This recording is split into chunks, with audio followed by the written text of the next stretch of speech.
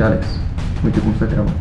Eu am aici această servetă și în ea se află singurul cuțit care poate să omoare vampirii. Vampiri originali. Tu trebuie să o iei, să o duci în pădure, să o îngropi, să nu mai găsească absolut nimeni. Ai grijă la s-ar putea să te aștepte multe pericole.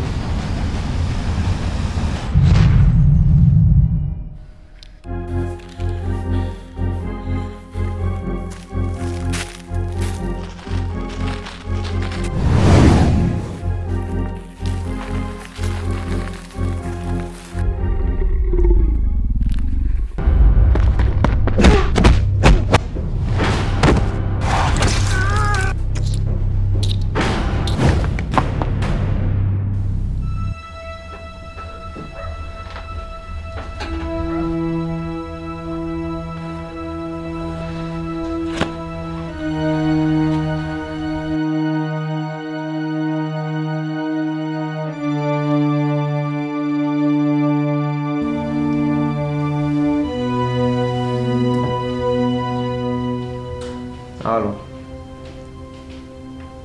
Alex? Uite-te la mine. Alo. Ai vrut să le faci rău? Și s-a întors dată. Aici? Ți se va sfârși viața.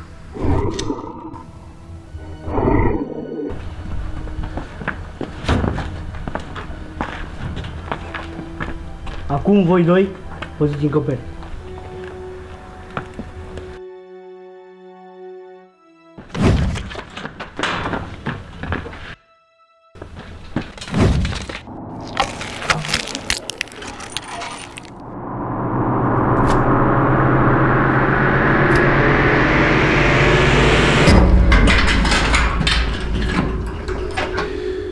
Alex, ești bine?